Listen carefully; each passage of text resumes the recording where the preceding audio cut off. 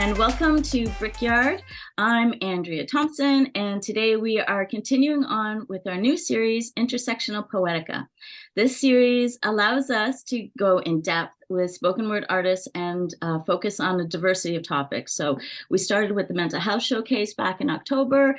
Now we are featuring our Black History Month in February, and today it is my pleasure to be chatting with Eddie Lartey.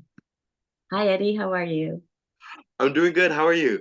I'm great. I'm great. I'm really happy that we had a chance to chat today, and you've been very busy. You are doing a lot of exciting things. So I'm going to jump right in and share your bio so people know what you've been, some of the things that you've been up to.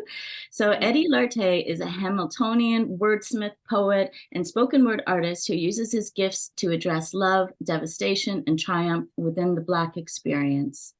Using words to create a better life for all, Lartey is dedicated to the poetics of world making, world breaking. Through his collective Hamilton U Poets, Lartey also conducts writing and performance workshops for a community of all ages and stages. His work has been performed on national and international stages for almost a decade.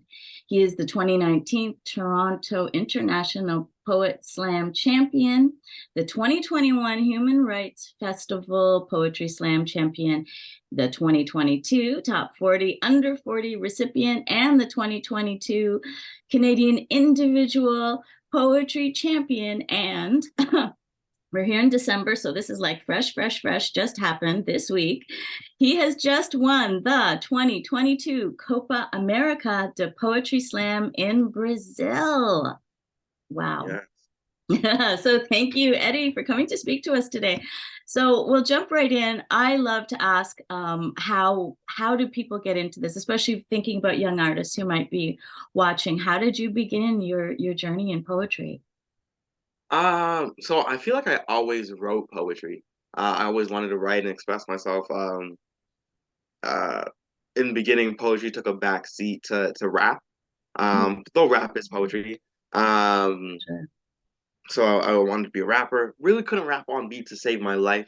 Um, but then engaged in battle rap. So that's the art of like, you know, uh, being really competitive with your insults to an opponent.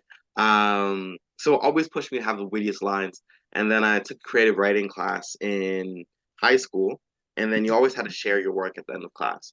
Mm, And people always wanted to read my work. And I was like, oh my goodness, I think I have something here. mm, Um, and then after a while, I was in university, was doing open mics, doing gigs.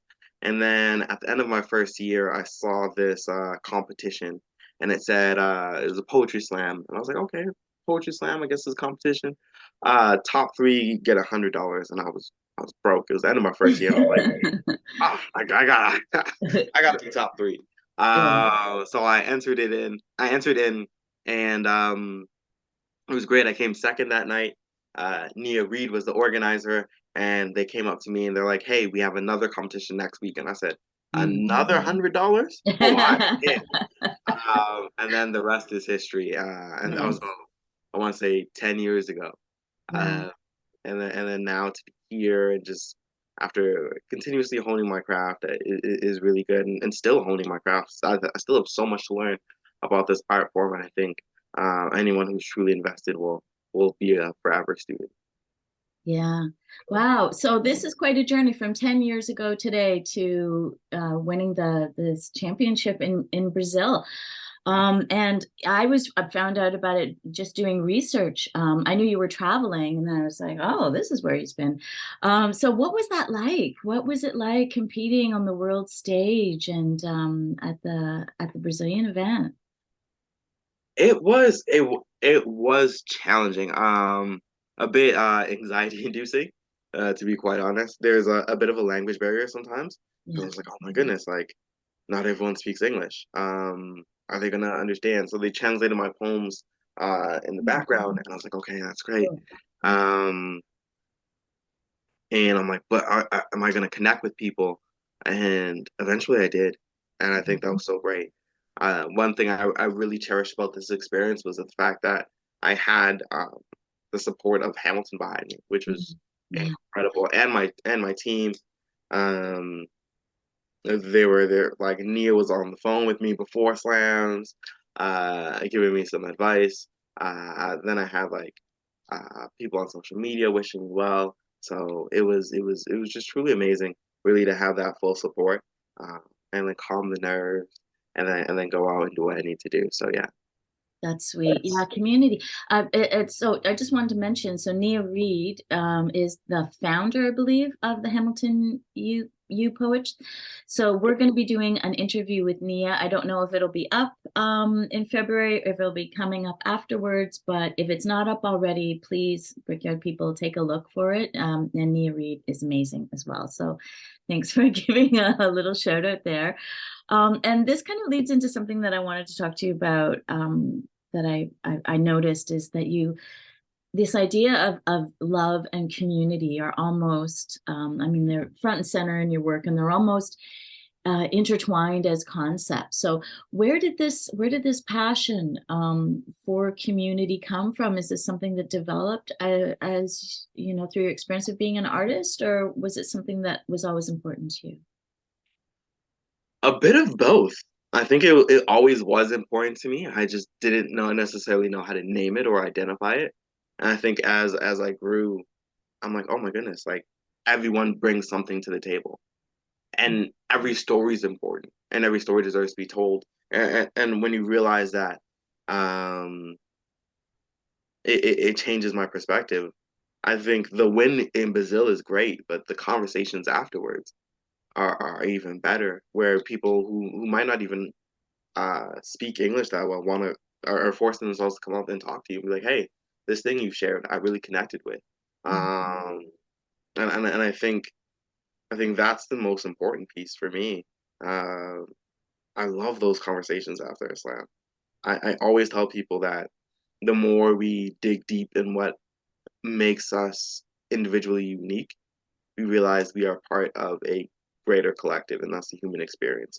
And the more we dig, we actually progress that human experience together because we're allowed to connect on a much more deeper, intimate level. So um, I realized that with my work, and then it just changed my approach to life in general. Oh wow, that's cool. That's cool. There's something about spoken word, when I've been teaching it, I've told people in the administration, what I'm trying to create here is an experience that will change people's lives. And people have been like, oh, yeah, okay, well, that's a bit ambitious. And I'm like, no, this is not about me. This is about the spoken word. It's the nature of the beast. It's a very powerful, transformative art form. But it isn't for the weak at heart. So it was something that I was thinking about, when it comes to your work, because one of the words that came to mind when I was looking at the kind of work that you do was fearless. And I thought, Mm. you're willing to dive deep into your own life and use that for fodder, and that requires some vulnerability. So, is that something that you came with that was just like a kind of a courage to approach opening yourself up publicly like that, or is that also something that developed over time? That's a great question. I think that's something I came with. Okay. It's interesting because sometimes I think it's something I still struggle with, where I'm like, oh, like people are like, oh, that's so courageous. I'm like, oh, like I really hid behind that metaphor, but it's not like I came out and said, hey, I'm sad. I'm like, no, the darker the sky cries when no one is looking. But like, Yeah. Oh, that's good. um, Oh, that's good. Um, so I think sometimes I want to be even more vulnerable, but like that fearlessness to to public speak and publicly declare Yeah. the things I'm going through and put them in an artistic format. That's something I always wanted to do. Yeah. Um, even as a little kid, like you'd sit around, you'd sing songs, whether it was the Backstreet Boys or NSYNC or whoever was popular at the time. That's the performance was something I always wanted. Um, but yeah, I think even the more I grow, the more I realize it's important to be fearless. It's important to talk about the things we struggle with, or the things we love, or the things we fear. Um, Mhm. uh, there's power in that. Yeah. This is one of the reasons I was so excited once I found out more about your work, about having you for this showcase specifically, because I realized that your identity as a Black artist is something that's really important to you, that comes across in your work. And also there's an intertwining, it seems to me, about one of the, well, I mentioned you have a lot of work about community, have a lot of work about love, but also family. And I watched this beautiful poem by you yesterday, where you're talking about your father, the statistician, Yes. and it was actually at York University, and so it was like returning back to somewhere where he taught, and it just made me think. I would love to hear what Eddie has to say about that. We, as a Black community, we know that fatherlessness is an issue that has been challenging for a lot of young people and a lot of families. So, can you speak a little bit about the role of your own father and the role of mentors that in the lives of especially young Black artists, or young people in general? Oh, absolutely. So my dad is is amazing. He's probably one of the fundamental pillars of why I do this, and he probably doesn't know this. Oh, Not the most creative individual, mm, but definitely definitely one of the most empowering, even if he didn't know it. Like growing up, of course we couldn't like cuss in the house, but like one of the things his thing was like you can't say the word can't. Like there's nothing you can't do. that's Like if, awesome. like if he caught you saying the word can't, he was like, no, no, no, you will do it now. In fact, you do it right now. And he'd push you until you did it. So I grew up thinking like, yeah, I can do anything. Mm, Um, nice. and so I think that's probably also where that fearlessness comes from, Mm, just mm, because he's always there pushing, and his uh he has a relentless command for excellence. mm. Um, the classic, you got to move twice as hard, Yeah. run twice as fast, right? So he's like even three times. So he's definitely a motivating factor, and I think as artists, we need that. Uh, we need mentors. We need. I think when art's something, it's something different. It's like a skill set. Like where with basketball, you shoot 100 jump shots, you're eventually gonna get the form down. Everything's gonna come in place. With art, it's kind of like a plant, right? You got to water it. You got to make sure it has the right soil, and only someone who's probably been there before can like, hey, like this is the way I did it, but you got to do your own way. And like I'm watching you grow, and maybe try this, and maybe do this. Um, and I think having a mentor is so key. Um, whether it's someone you idolize or someone who's closely um, uh, associated with you and someone who you have close contact with. There we go. Or even just a fellow competitor, right? Mhm, I think mhm. that's why I love slam. Not necessarily because I'm like, oh, I am highly competitive. I will say that I'm highly competitive, but I think in the healthiest of ways. I think. Let me actually use this analogy. I have this buddy of mine. His name is Daniel Gale. We used to run track in high school, and one day we're running the 400, and he passes me, and I'm like, oh, I can't let him do that. And then so like I dig deep, and I'm like, I catch up to him, and I'm like I'm inching by him, and I'm like okay, good, and I put a little bit of separation, but then I hear Dan. He's right behind me. Goodness gracious. And then he's inching ahead of me. And I'm like, good God. I thought I put this. I have to dig deep, give everything I have. I finally beat him at the last second. Mm, And then like we both collapse at the finish line. We're done. We're just huffing and puffing. And mm. then he says to me, I didn't want to win. I wanted to see how fast you could go. Oh, wow. Oh, that's great. And that to me what competition's about, right? Yeah. It's someone reaching their excellence and pushing you to do the same. And I think even if we don't have mentors, I think it's so important to slam just because of that, right? Mm. If you're seeing these people like, oh my goodness, that person did this. Oh, I gotta try this. I gotta do this. And in the spirit of competition, it's great. Iron really truly sharpens iron. And I think the slam can be a mentor as well. I'm just making a note here because I think that's one of the best descriptions of slam and unique actually descriptions of slam because it is just thought of often as, oh, it's just a competition. And that whole analogy with iron sharpens iron is so true and such an important part of it. And I think I see so many artists, myself included, started in slam, and that's how we kind of honed our craft as performers who maybe Hmm. had no performance experience at all, but we're in this community where we're kind of pushing each other forward and having fun too, and experimenting and playing at the same time. Oh yeah. One of the things I would love to hear about is your creative process. How do you go from, no thought to a finished poem? What does that process look like? So lately it's changed a little bit, but ideally it's the same. It really starts with my lens, the way I see the world. I think the older I get, I'm really starting to realize everything's connected. Like every little detail um is connected, whether it's the way each snowflake is individual or like I'm like, oh, there's a metaphor in here. There's something. Um and so the way I see the world, I'm like, oh, I'm analyzing, breaking things down, and then I'll have an idea. I'm like, this is a poem.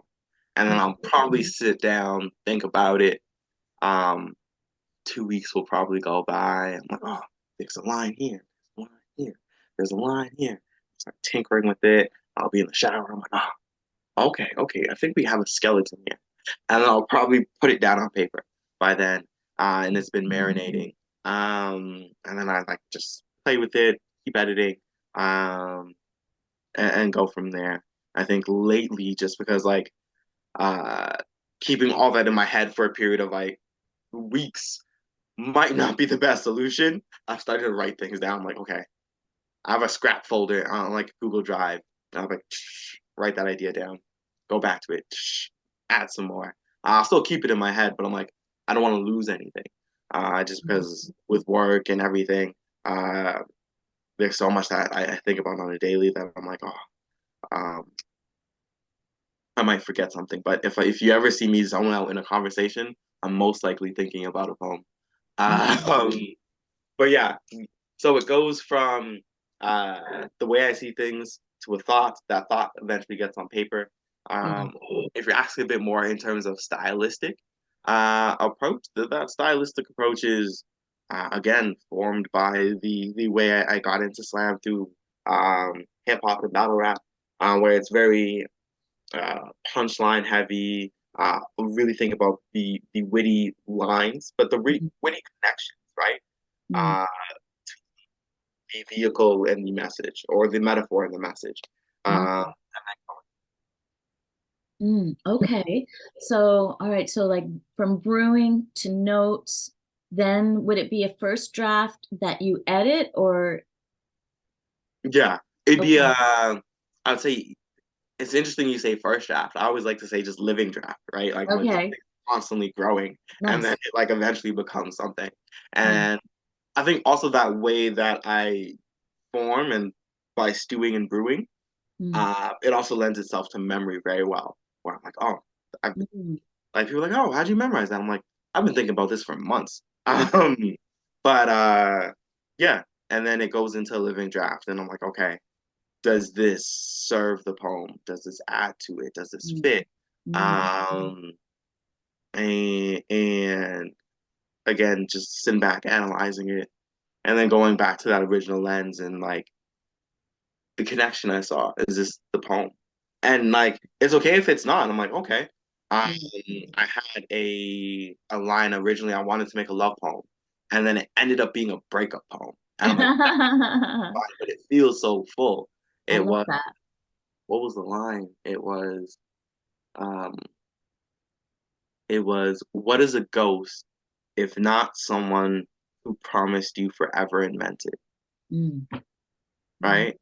Um, so I was like, oh, this would be this. I'm like, oh, this is a really cool love poem. I'm like, this is not a love poem. This is. It ended up being this uh,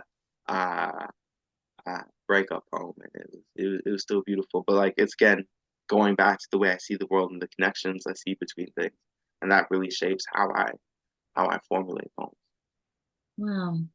Wow, that's great. That's great. I'm so happy I asked you that because I love kind of dissecting how does it happen? Because a lot of times, when you're starting out in the art form, it just seems like people just appear with this poem fully formed.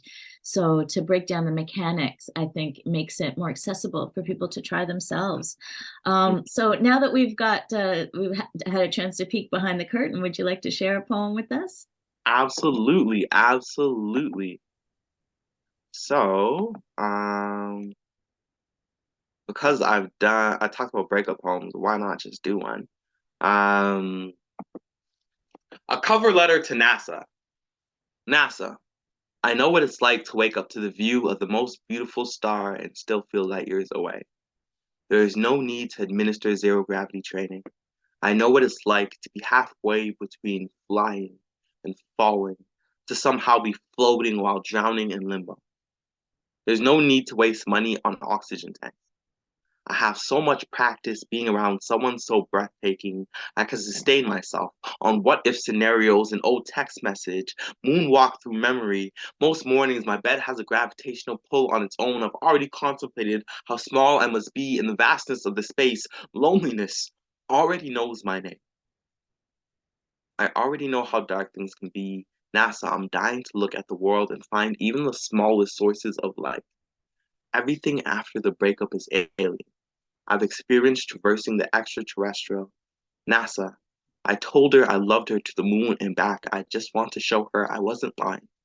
She wanted a change in the atmosphere, and I'm willing to go beyond cloud nine. NASA. I'm dying to ask the stars why they didn't align.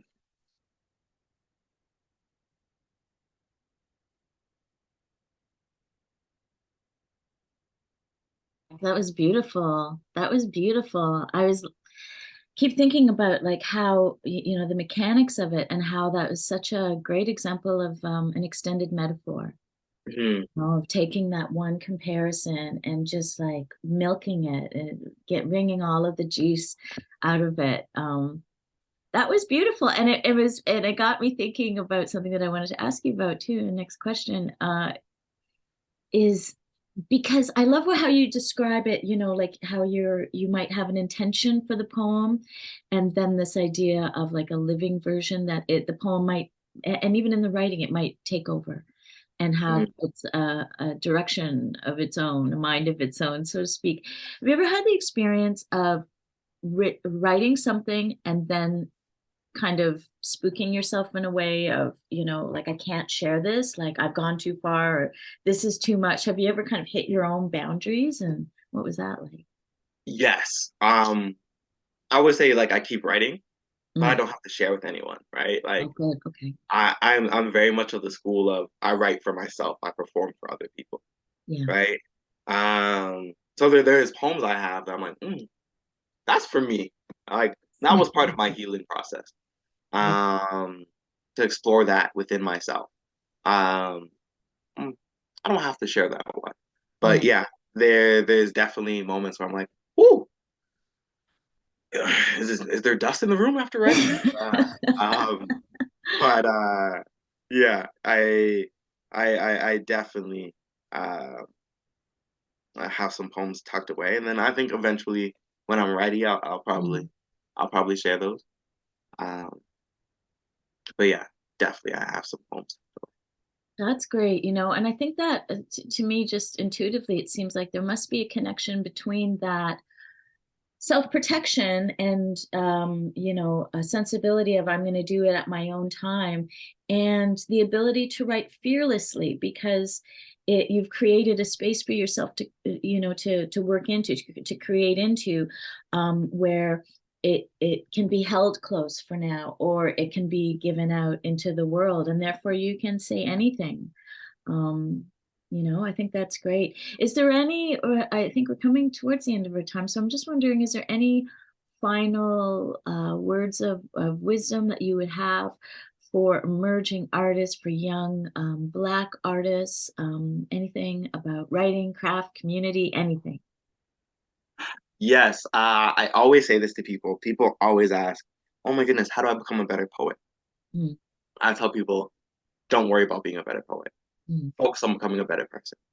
Right? mm, And when you open yourself to love and the experiences of this life, and you learn to like look at things and new experiences and analyze and open yourself just to all that life has to offer, mm, it'll find a way back into your work, right? mm, Um, mm. Yes. and it inevitably will. It has to, right? Uh, Human beings, we're sponges, right? So if we dip ourselves in the ocean, and then we get back, and through that writing process we squeeze, we're gonna have all this water from different parts of the world, and it's just gonna be amazing. So focus on becoming a better person. Love, live, laugh, cry, let yourself feel things, especially as Black men. Like, open yourself to those emotions, be vulnerable. Um, and especially when you're writing, there's no one there but you in the page. And Mm. then see what comes out of it. And if you want to share that, please be brave. Go ahead and do so. But this was that first step with just being a better person, be kind, and live. Be kind and live. That should be a bumper sticker on every car. Mandatory. Be kind and live.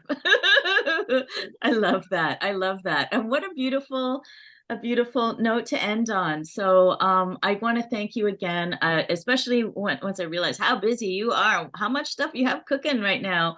We really, really appreciate you taking the time to share your words and your wisdom here at Brickyard. And if you want to find out more about Eddie, you can follow him at Tupac Shakespeare on Instagram. He's got a YouTube page, Tupac Shakespeare, with the Tupac Shakespeare, all one word. And Eddie's also doing a feature. We're here in the past, and when this is posted, it will be in the future in February 2023. So if you don't see his full set up now, there is going to be one posted during this week. So check it out. It's like, I think up to 15 minutes of a full set of amazing work. So I'm excited to hear more. And if you want to hear more interviews like this, more artist profiles, please check back. We're going to be doing this special focus on Black History Month all through the month. We're going to be doing an Asian Heritage Month showcase. We're going to be doing an Indigenous Heritage Month showcase, and then just features throughout the year. So please come back, like, share, and subscribe. We're all about really creating not just an archive of amazing Canadian spoken word artists, but a hub that through your likes, through your shares, through your subscribes, can get more attention, more eyes on the work of these artists, which we're hoping will translate to money in their pockets. So don't be shy, help us out. And join. We also have a beautiful mailing list. So come to brickbooks.ca, check out the page. It can let you know the history of Brickyard, and you can get signed up to the mailing list, find out about everything that we have going on. So thank you again, Eddie, for sharing this time with us. It's been a real pleasure to meet you and get to hear some of your work. And Thank you so much for having me. It's been such a pleasure. thank you, Eddie. Okay, so I am Andrea Thompson. Thanks everybody for joining us here on Brickyard, and we'll see you next time. Take care.